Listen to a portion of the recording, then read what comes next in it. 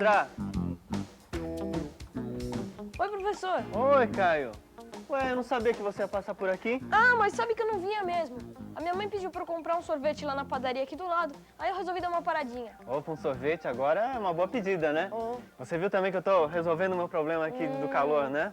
Um suquinho, ventilador. É, tá gostoso Quebra aqui. um galhão esse ventilador, rapaz. Pena que o meu sorvete não é pra agora. Ué, pra quando então? Pra quando meu primo chegar. A gente vai buscar hoje à noite no aeroporto. Então ele deve vir de longe, hein? Bem, só pra você ter uma ideia, lá de onde ele vem ainda tá nevando, você acredita? Lógico que acredito. Acontece isso. Em alguns países, eles passam pelo inverno, enquanto a gente passa pelo verão, e vice-versa.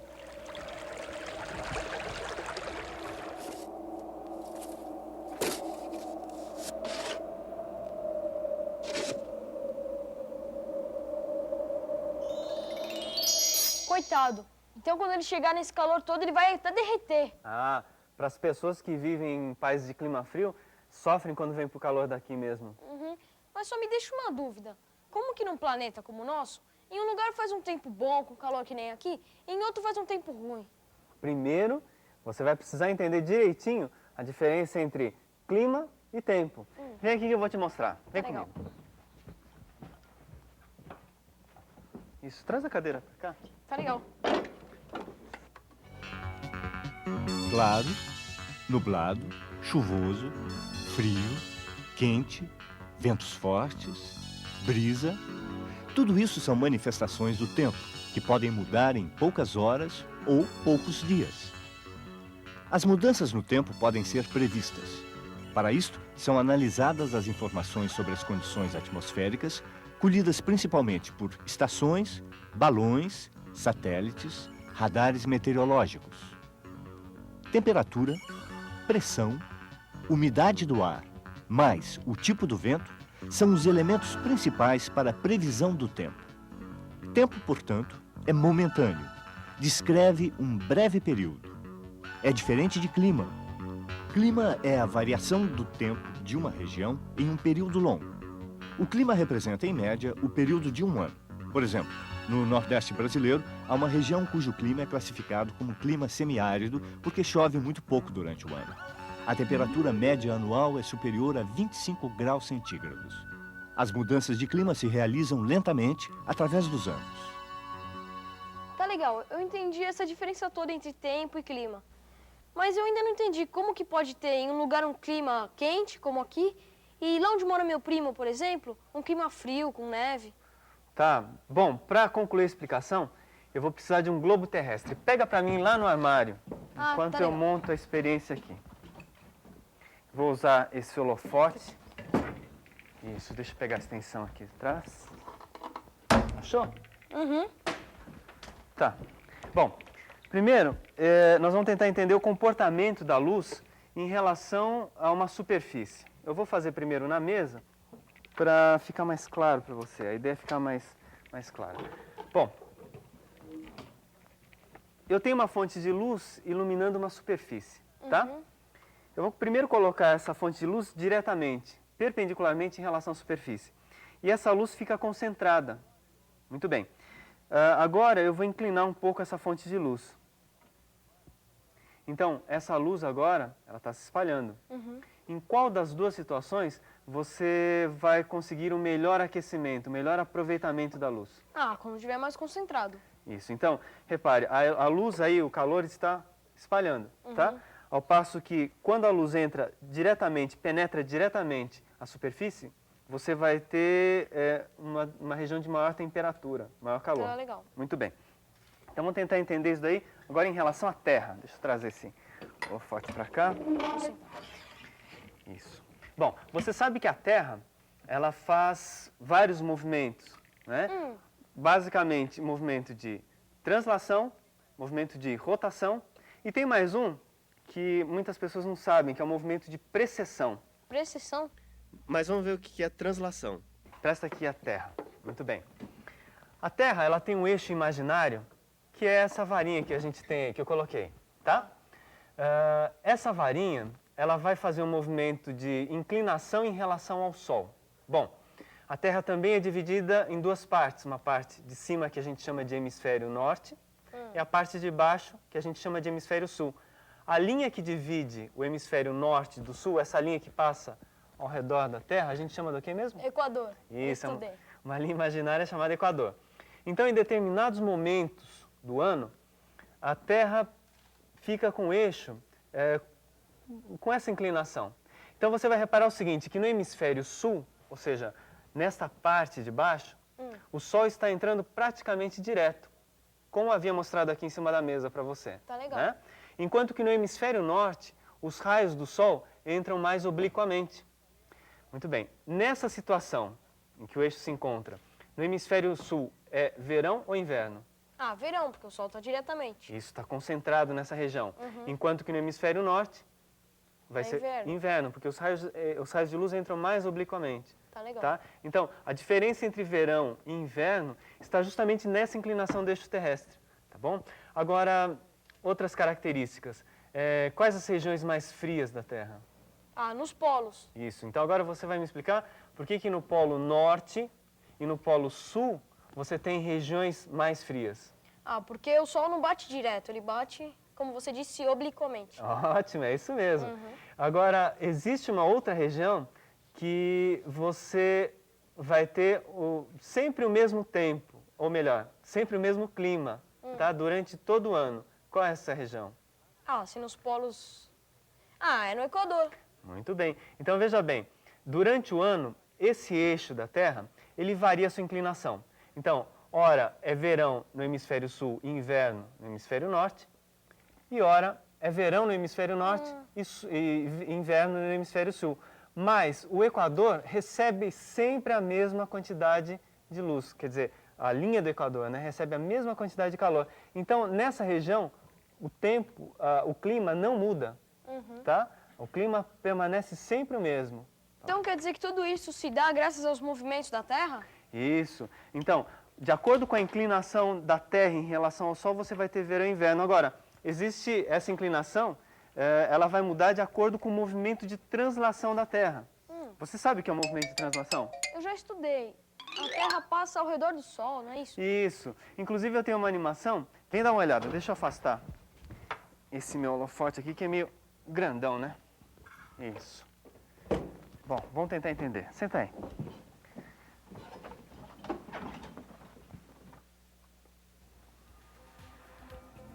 Então, veja o Sol aí no centro e a inclinação da Terra.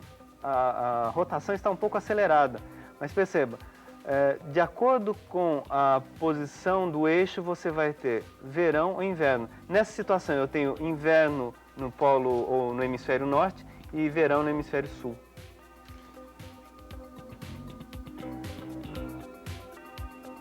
E à medida que vai passando o ano,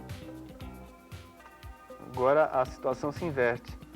Eu vou ter verão no hemisfério norte e inverno no hemisfério sul. Bom, com essa animação acho que ficou bem claro o conceito de por que determinadas regiões têm um clima quente e outros um clima frio, né? Agora, falando em termos de temperatura também, existe um outro fator importante.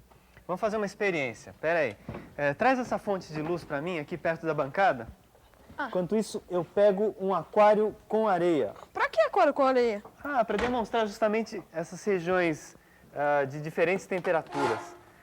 Bom, o que mais que eu preciso? Eu preciso de gelo. Pega na geladeira para mim, por favor. Isso. Tá legal. Enquanto eu coloco as frutas aqui atrás, pego a substância. Tá, então nós vamos criar duas regiões aí nesse aquário.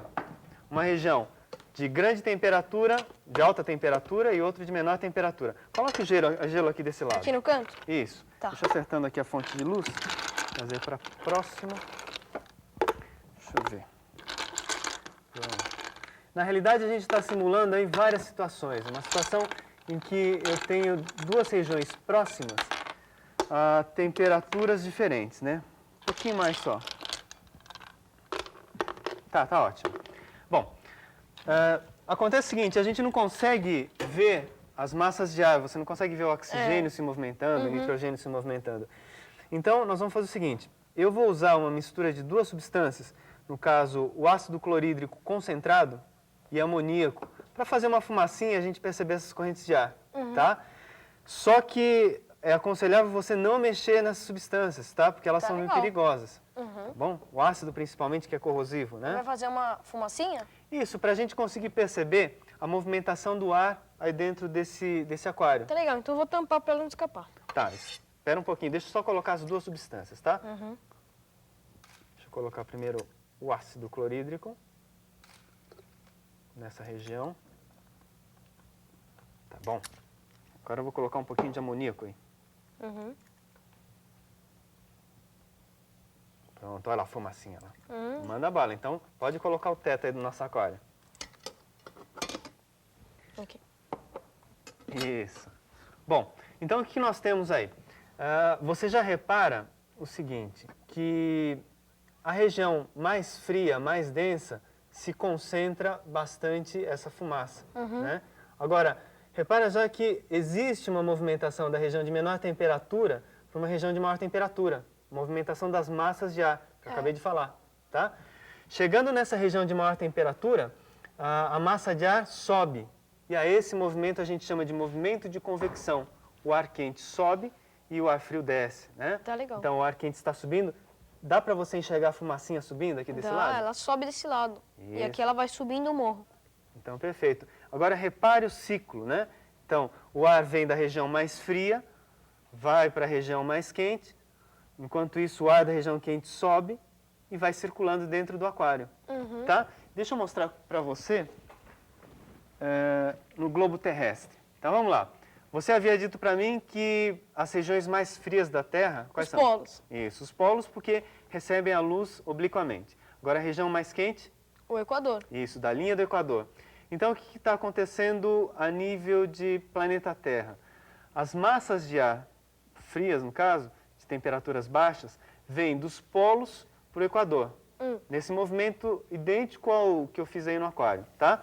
Então, essas massas frias se aproximam do Equador, sobem e fazem esse movimento cíclico, né? Tanto é que você já deve ter ouvido um meteorologista falar, vem uma frente fria lá do sul, não é isso? Então, são as massas de ar que vêm lá dos polos e vão em direção, em sentido ao Equador. Agora, veja só, além desse movimento, da movimentação dos polos para o Equador, o vento também sopra da água para a terra durante o dia. Aquilo que eu mostrei com os termômetros para você. Como aqui também. Isso. E também tem vento devido à rotação.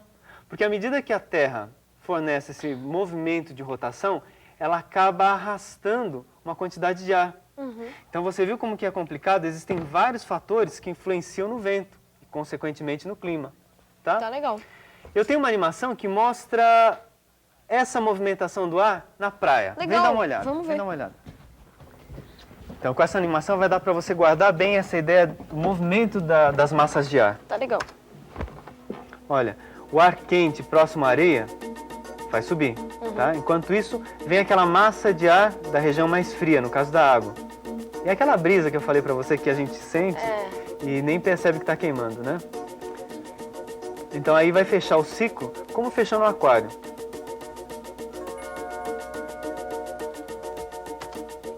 Agora tá explicado aquele ventinho da praia. Pois é.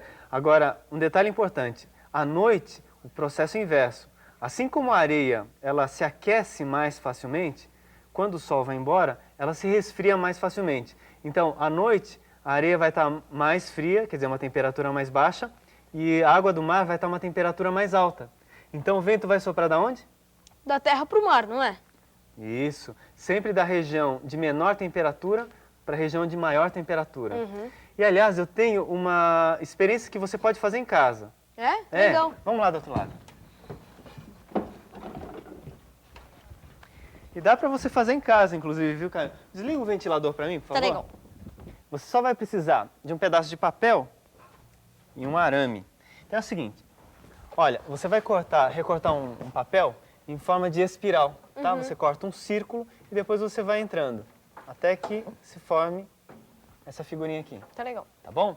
Aí você vai colocar um arame em cima de um abajur, ou uma lâmpada qualquer, como esse daí. Deixa eu acender aqui a luz. Pronto. E na ponta desse arame, uma agulha, tá bom? Tá. Bom, agora você vai colocar essa espiral na pontinha da agulha. Aqui? Isso. Tá legal. Aí. Então, o que vai acontecer aí? A lâmpada aquece o ar ao seu redor, tá? Nas proximidades. Esse ar aquecido, a tendência dele é subir porque ele é menos denso. Então ocorre um movimento chamado movimento de convecção.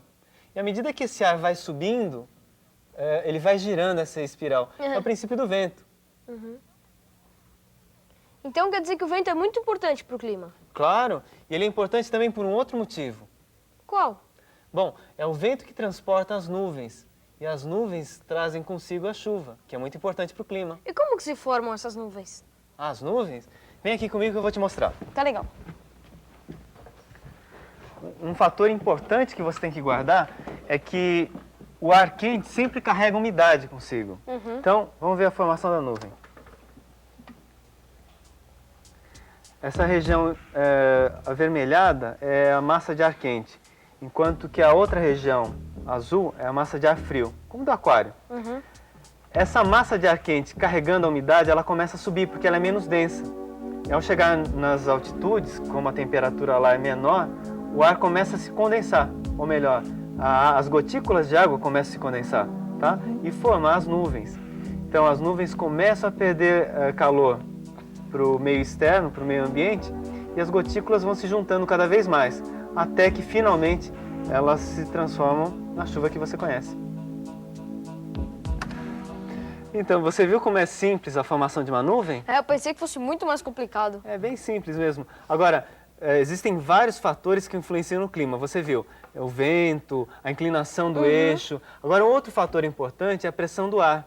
Bom, e essa pressão do ar vai ser medida por um barômetro. Já ouviu falar? Acho que não. Não? Então nós vamos construir um. Oh, legal. Então faz o seguinte, pega esses termômetros, você vai me ajudar de novo, né? Tá Coloca legal, lá no fundo, enquanto eu vou pegando o material aqui. Tá ok. Tá?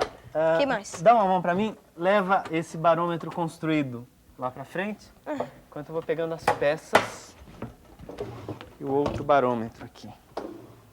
Olha, é bem simples, com o material que você tem em casa, você consegue construir. Tá faltando um canudinho. Tá aqui. Bom, você vai precisar basicamente disso. Um canudinho, tá? De refrigerante comum. Uma embalagem de sorvete, pode ser uma lata ou plástico, tá? E uma bexiga. Isso aqui é fácil conseguir também, tá? Você vai recortar essa bexiga e vai colocar essa película da bexiga na boca do recipiente. E vai prender isso daí ou com cola ou com algum barbante, tá bom? Como nesse daqui que eu fiz. Tá legal. Tá? Então repara que é bem simples. Eu vou precisar de um recipiente, colocar a borracha ao redor da boca do recipiente e prender com um barbante ou mesmo aqui uma fita, como eu fiz no caso. Bom, finalmente você vai prender o canudinho nessa película de borracha, Tá legal. no balão. Bom, eu fiz também aqui uma escala para... Seria importante você colocar um papelão ou um cartãozinho para você ter como referência do ponteiro desse barômetro, tá? Bom, como é que ele vai funcionar? Vamos tentar entender. Dentro desse recipiente tem ar. Vamos imaginar que hoje o ar esteja frio e o ar frio você sabe que ele é mais denso, ele é mais pesado. Tá legal. Então, com o ar frio, ele vai acabar empurrando essa película.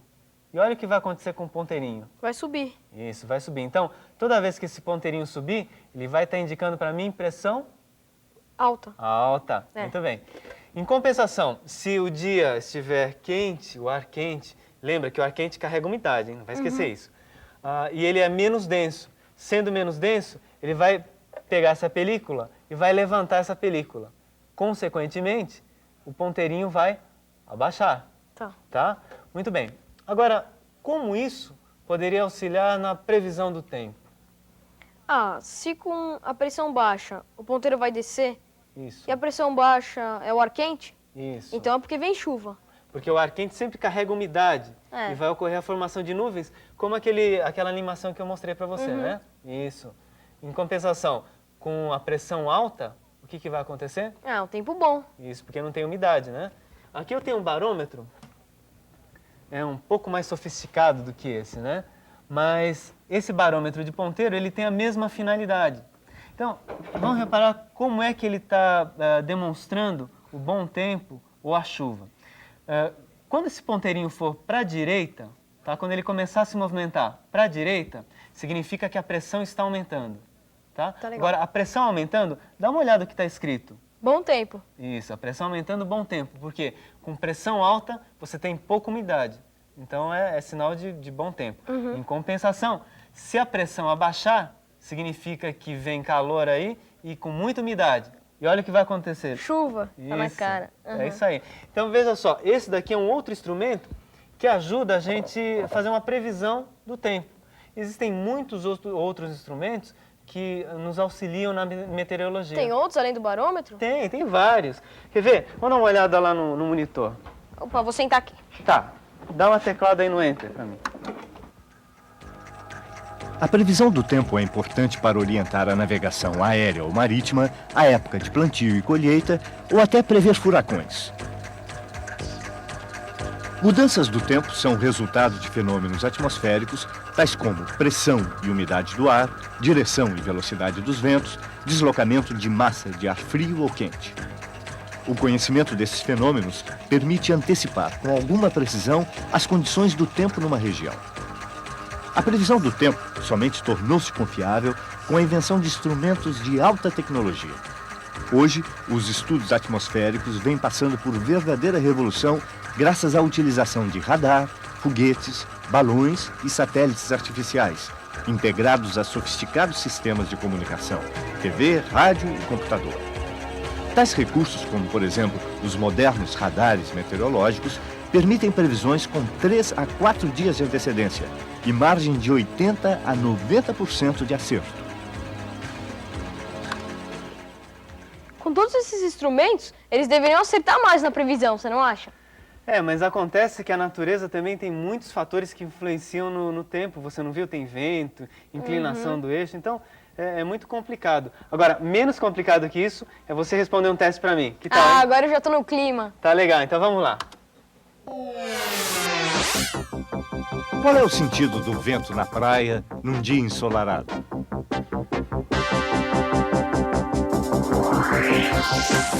O vento sopra do mar para a terra. Foi mais fácil do que dizer se ia chover ou não. Então, eu falei pra você. Agora, você deve estar totalmente por dentro a respeito do clima, né? Então, você pode dizer muito bem se vai fazer tempo bom ou mal, tanto aqui como de onde seu primo vem. Professor, ainda Quê? bem que você falou nisso. A minha mãe tá desesperada que eu não cheguei com sorvete. Ai, meu Deus, ela vai me matar. Não, mas precisava levar agora o sorvete? Claro, ela ainda vai fazer uma sobremesa com ele. Melhor eu ir, ó. Tá legal. Professor, mais tarde eu passo pra gente conversar. Valeu. Tá bom, até mais. Tchau.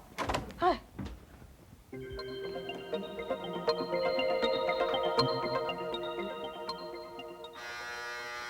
Pode entrar.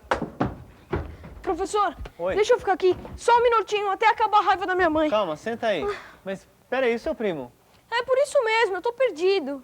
Não me diga que você estragou a sobremesa dele. Mais ou menos. Como assim?